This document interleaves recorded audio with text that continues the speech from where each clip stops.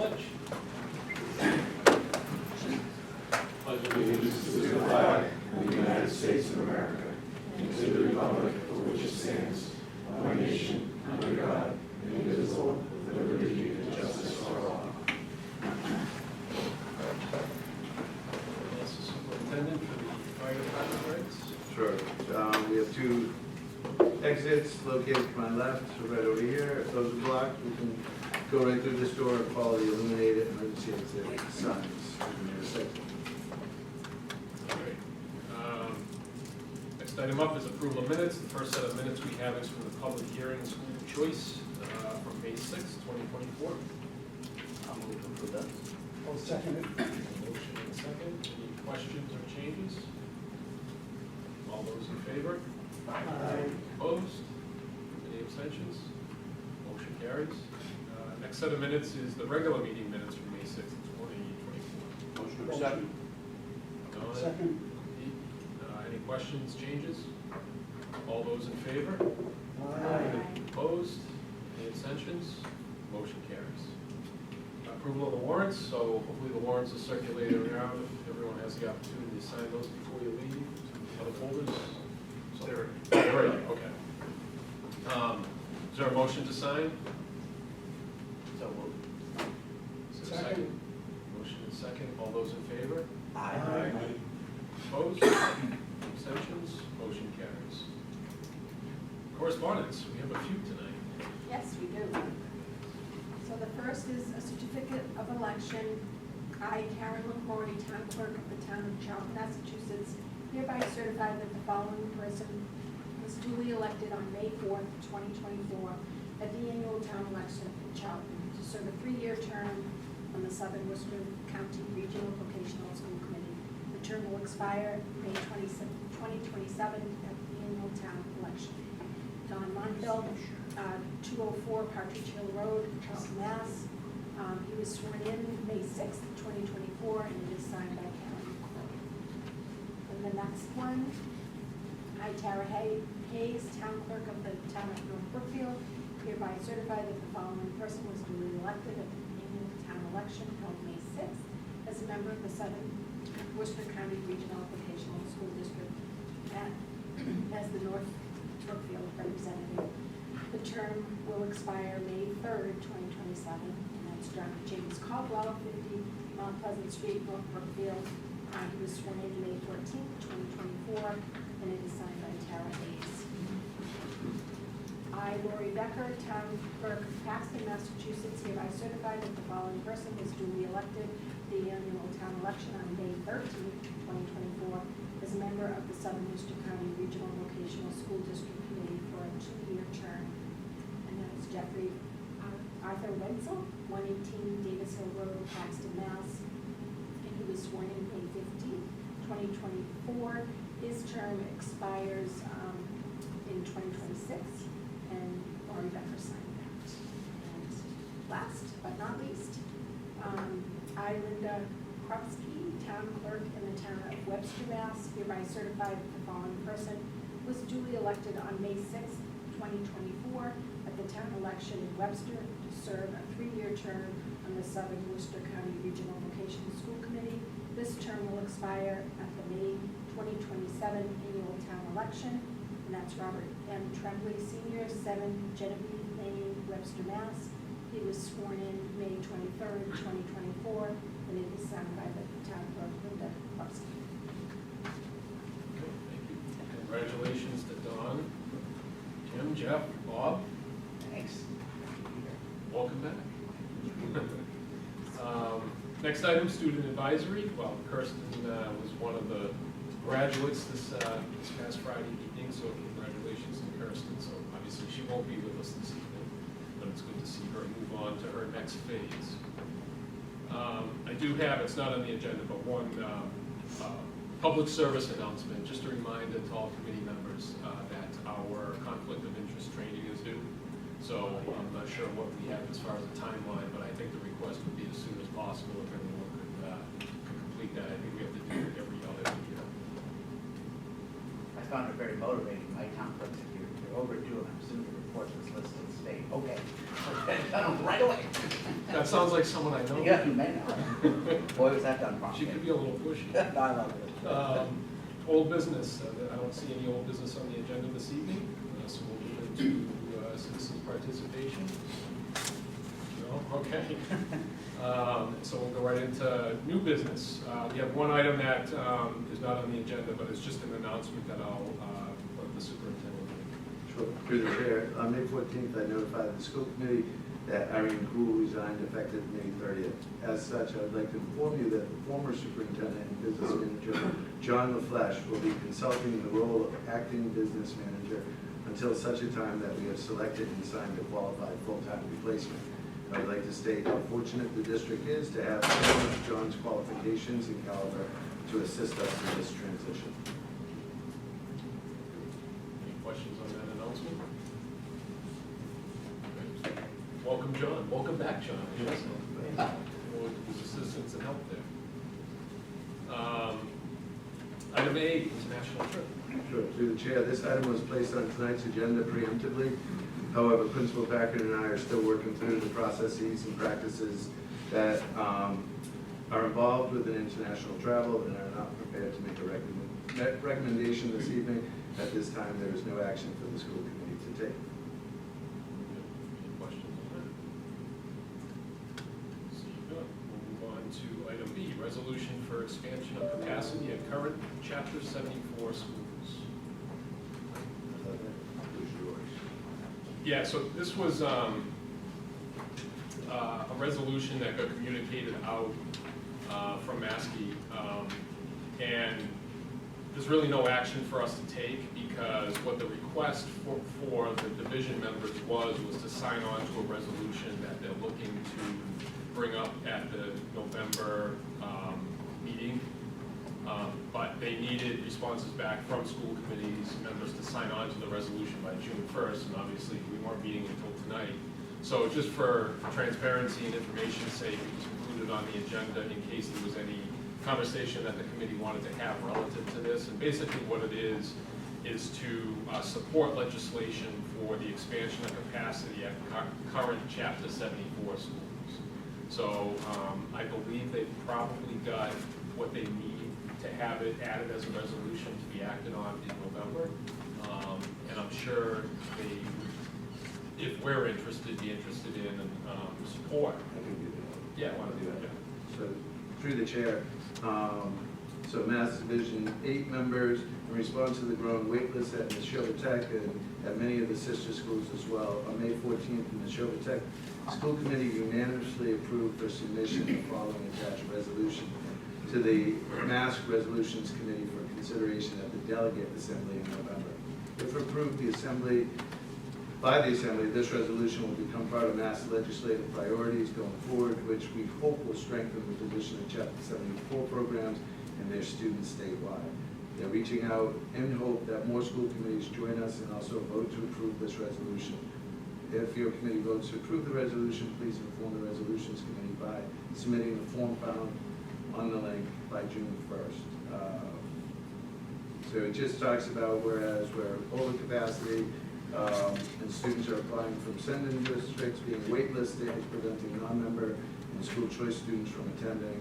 Whereas there are 92 schools in Mass that have Chapter 74 programs, but there are gaps across the Commonwealth where students do not have access to a 74 program school. And whereas Chapter 74 schools serve a higher percentage of students with IEPs and 504s and who are more economically disadvantaged than the ascending districts. And whereas Massachusetts is in need of more skilled trade workers to keep pace with both the growth of industry and the retirement of the current workforce. And whereas all students in Massachusetts deserve the opportunity to pursue the best secondary education available. Therefore, let it be known that the Mass Association of School Committee calls upon the governor and the legislature to support the expansion of capacity at the current Chapter 74 schools and work with districts that lack access to vocational technical schools to create programs.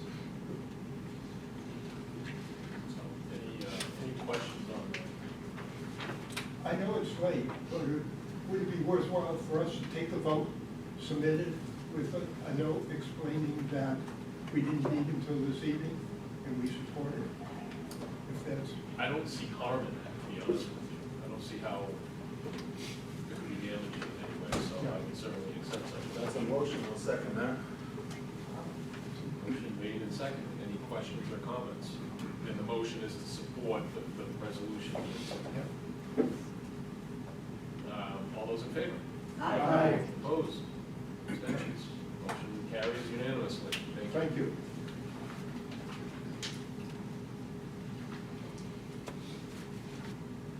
Item C, FY '24 year-end budget transfers. Through the chair, the superintendent director and the interim school business manager recommend the school committee vote to authorize the interim school business manager with the approval of the superintendent to make any necessary transfers in June and July to balance the budget. Is there a motion? I'll make that motion. I'll second. Motion made and seconded. Any questions or comments? All those in favor? Aye. Opposed? Abstentions? Motion carries. Item D, approval of out-of-state field trip drafting. Through the chair, the superintendent director, vocational director, and the principal recommend the school committee vote to approve the drafting out-of-state field trip to the Educational Engineering Day at Lake Compounds Amusement Park in Bristol, Connecticut on June 7th for freshman students. So moved. Second. Any questions or comments? All those in favor? Aye. Opposed? Abstentions? Motion carries. Item E, we have several surplus equipment items to go through. Through the chair, the superintendent director, vocational director, and the school business manager recommend the school committee vote to place one Snap-on toolbox on the surplus equipment list to be disposed of according to school committee surplus equipment policy, used the most appropriate method. So moved. Want to make a motion? Second? Second. All those in favor? Well, any questions or comments? Any, all those in favor? Aye. Opposed? Abstentions? Motion carries. Through the chair, Oh, I'm sorry, George. you could probably just bundle those now and. If you Yeah, want to why go don't- through all of them. Why don't we run through them all and bundle them? Thank you for the suggestion. I love it. Through the chair, superintendent director, the vocational director, and the school business manager recommend the school committee vote to place 16 jack stands of no value from Automotive Technology, one Veritech automatic edge bander, and one Northtech wide belt sander from Cabinet Making, one Stitcher from Graphics, one Uni-Hydro iron welder, and one small press brake Chicago 1973. 874 engineering and future textbooks and booklet of little to no value, and 473 U.S. and world history textbooks and additional assorted teacher resources of little to no value on the surplus equipment list to be disposed of according to the school committee's surplus equipment policy using the most appropriate methods. So moved. Second. Motion and a second. Any questions or comments? All those in favor? Aye. Opposed? Abstentions? Motion carries. All right, next item up is the 2023-2024 superintendent evaluation. So everyone should have a copy of the official tally. And what the official tally booklet consists of is basically the evaluation with all the tallied results and the totals. And as we talked about at the last meeting, Cheryl was kind enough to bring all of the narratives, the comments word for word as quoted by each member in the various sections of the document. So what I'll run through tonight will not be all of those narratives word for word because that's in here. But what we put together is basically a tally of the various ratings, and we'll put a little bit of flavor and color around those. Hopefully everyone can see it. So the way this is ordered up is a lot like what we did last year when we ran through it. Is the very first item is step 3 in the official form, but it's actually titled the overall summative performance. So this is kind of what I equate to the overall rating of the superintendent. And then also on this first slide, underneath that are the specific goals 1, 2, 3, and 4 that the committee and the superintendent developed collectively back in the September timeframe. So we'll hit those first, and then we'll get into the next sections. So on step 3, the overall summative performance. And a lot like when I tallied it last year, I clumped together proficient and exemplary ratings to that one number, the 1% you see below, which is 89%. And the other thing I should note is kind of the denominator in this is 18 members submitted feedback. So all of the percentages are based on 18 members providing feedback through the evaluation process.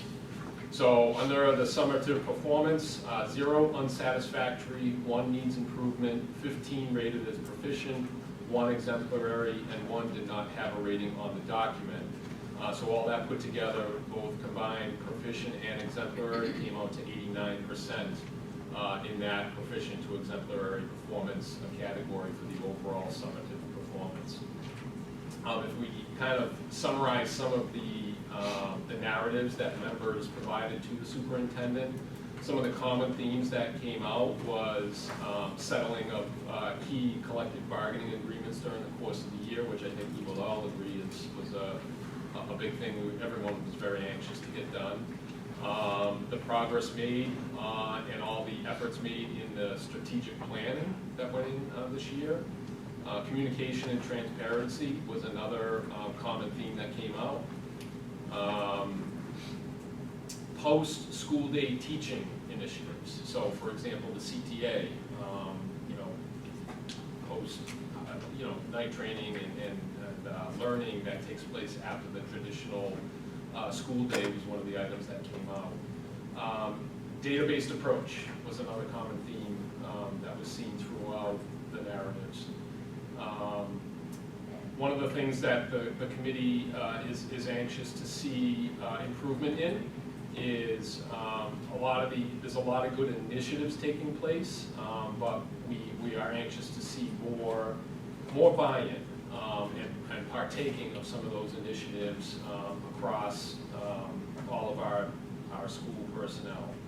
And the other thing that was a common theme is in the area of testing results. I think we're all anxious to see improved testing results, which will come hopefully as a result of a lot of the different initiatives that the administration has been ramping up over the last year.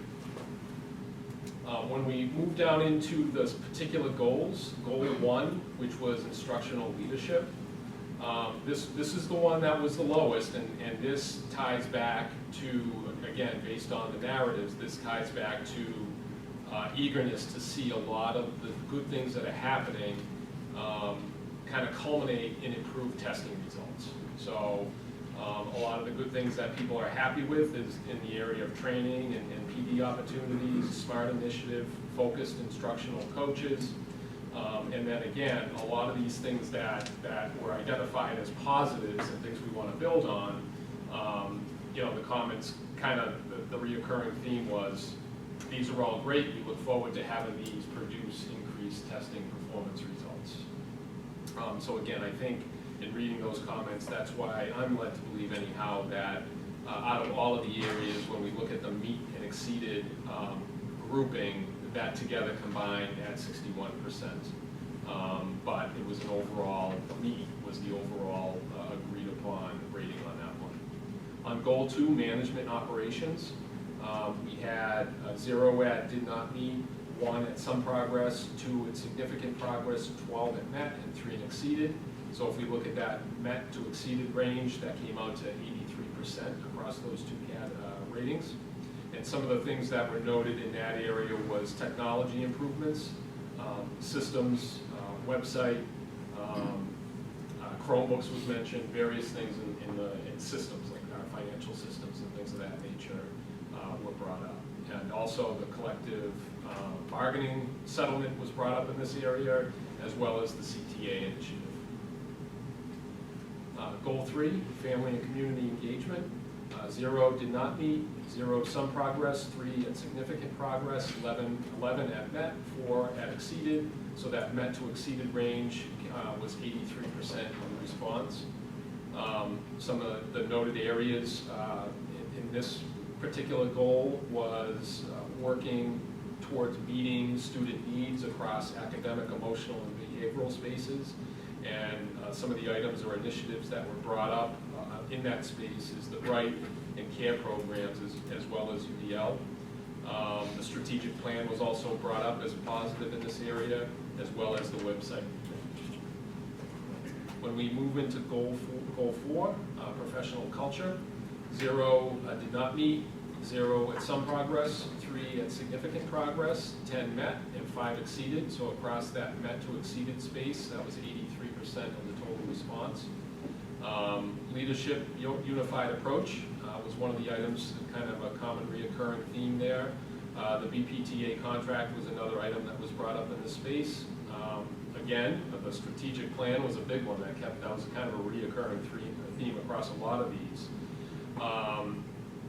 And then also, one of the things that, again, I think I had mentioned it earlier, but it got brought up again in this area, is to foster buy-in of some of the initiatives that have taken place in the school. Making sure that everyone's on board and participating in some of the initiatives that we're hoping to advance various things. So we can flip to the next slide. So the next slide, the top 2 sections here kind of tie back to goals 1 through 4. So I won't spend a ton of time other than sharing what the tally results here are, but there's a lot of tie back between step 1 and step 2 here that tie back directly to the goals 1, 2, 3, and 4. So again, in professional practice goals, and I'll just kind of hit on the overall met and exceeded range with 78% under professional practice goals.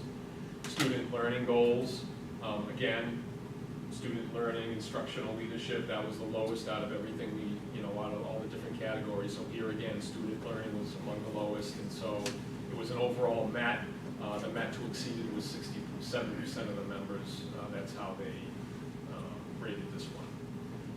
District improvement goals, met to exceeded was 78%, and the overall rating collectively was a met.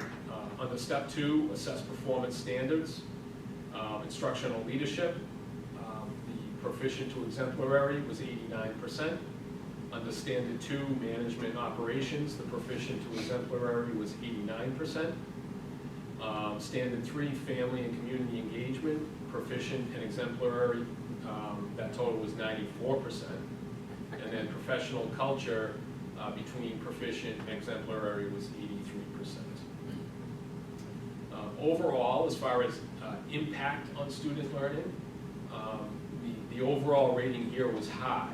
So there was 0 rated at low, 7 at moderate, 10 at high, and 1 there was no rating. So the breakout of that is 39% at moderate, 56% at high. So high being the overall for impact on student learning.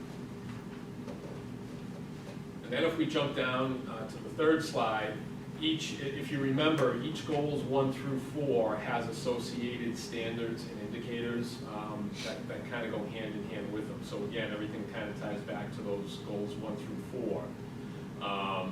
And just to fit everything on the screen, there's abbreviations used here, and the key is down in the lower left. But under student learning, the overall proficient to exemplary was 89%. And again, some of the comments made in the space was improvement in MCAS is what everyone is striving for and hoping for in the future on this. And some of the positive things noted were, again, the SMART goals and driving towards continuing improvement. As far as environment, proficient and to exemplary was 89%. In engagement, proficient to exemplary was 94%, and continuous learning was 83%, and shared vision was also 83%. So again, that is all of the tallies that were in the document, and certainly allow for any opportunity for any additional feedback or comments. Can we get, was there a copy of why the slide sent out? Or can Then we're not, but we can certainly share it with everyone. Yeah, because the document has, the document does have the counts of the various ratings, but it doesn't have the percentages or anything like the that. So, section towards evaluation? Yeah. Not evaluation. Going down the road, that summation would be helpful. okay. Any other comments for the superintendent? Just to thank you for the work in putting this together for us. It's appreciated, well appreciated.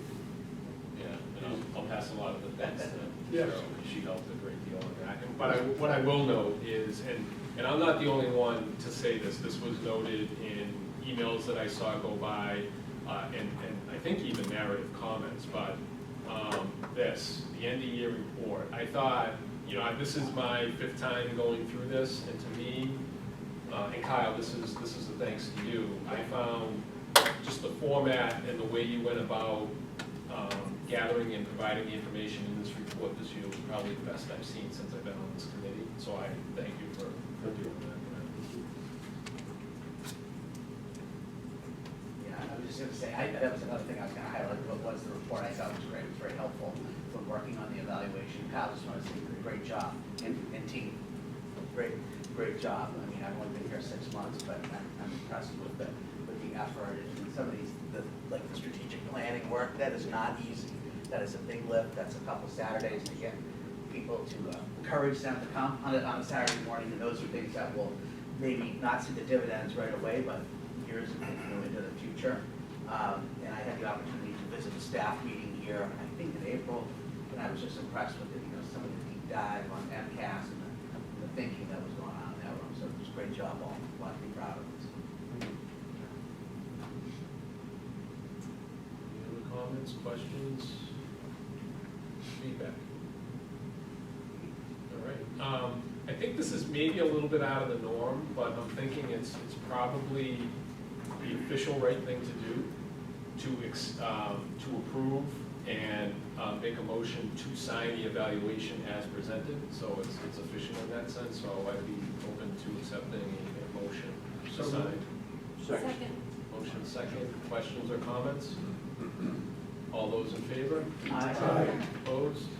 Abstentions? All right, motion carries. Item G, strategic plan. Through the chair, I gave a copy of the strategic plan to everyone, and we have it up so I can speak to that and go through it. I just want to start by thanking everyone, all the stakeholders who came out to be a part of this, from our teachers, our parents, our students, our business industry, school committee members, and the administrative team on that. So a lot of great work went into this. I know it's a big commitment to give up Saturdays or after school. There was a lot of work outside of those sessions where we came together to bring this all together. So what you'll see right now is a summation of the strategic plan for each one of the 6 categories that we have. We have a theory of action and a minimum of 3 goals that we concentrated on for the next, really, roadmap to success for the next 3 years. From this, on the bottom, you'll see links to more involved and complex documents that have the action plans, the step-by-step actions that we'll take. And to be completely open, all the dates aren't associated with that. So each one of those subcommittees will look at the dates and map out, how we go. We've done a lot of great work, but 100% across all 6 categories, those dates aren't in there on exactly how those are going to roll out, and the people assigned. And as we get more involved in it, the budgetary considerations will be filled in as well. But this gives us the roadmap to get the good work started, and a lot of work will happen this summer with the administrative team. So with that, I could start with the first category or column, academic excellence. The theory of action, if we equip our students and instructors with a mindset, skill set, and tool set to navigate any learning and teaching landscape with confidence, then all students can become expert learners. So goal 1, implement revisions to the current master schedule to increase student access to tiered support, focus skill development and enrichment courses for career and college readiness. Goal 2, utilize targeted instructional coaching, the 5-step evaluation cycle, and a minimum of 3 learning walks to deliver focused feedback that supports student-centered learning and deepens knowledge. Offer professional development and administrative support to enhance and expand co-planning for cross-curricular collaboration and co-teaching models and practices. And goal 3, identify at least 2 ways to expand early college learning opportunities for students and new pathways to promote financial literacy education to BayPath stakeholders. Any questions? Vocational excellence, the theory of action. If we equip our students and instructors with the mindset, skill set, and tool set to navigate the workforce with confidence, then all students can contribute to the success of our local economy. Goal 1, evaluate the viability of current programs and infrastructure and examine the applicability of future and existing programs, i.e. diesel, agriculture, green energy, fiber, co-op. Conduct an assessment of the existing human capital with an emphasis on positions that support workforce skills development, career readiness, and in-house drivers preparation program.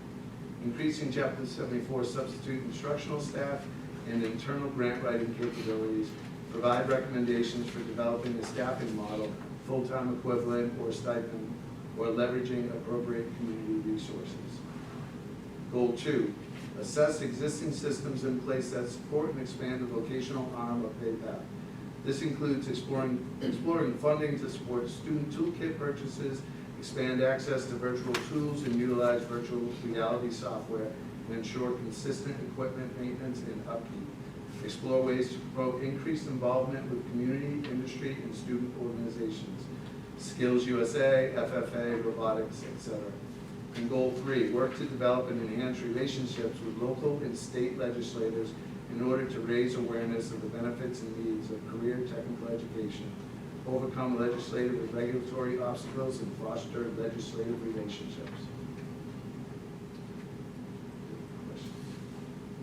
Can I bring us back to goal 1? Sure. So under, not goal 1, area 1, academic excellence, yeah. So, and this is kind of a theme that we just talked about in the evaluation and, you know, trying to instill the buy-in. And when I look at goal 2 under academic excellence, you know, the instructional coaching, the evaluation cycle, and the learning walks, those have been things that we've struggled to gain, you know, large participation in. So, under this goal, what's the expectation as far as, you know, frequency and level of participation? So it's, I dare call it mandatory. Our administrative team will be tasked with performing learning walks, and I think we called it 3 learning walks prior to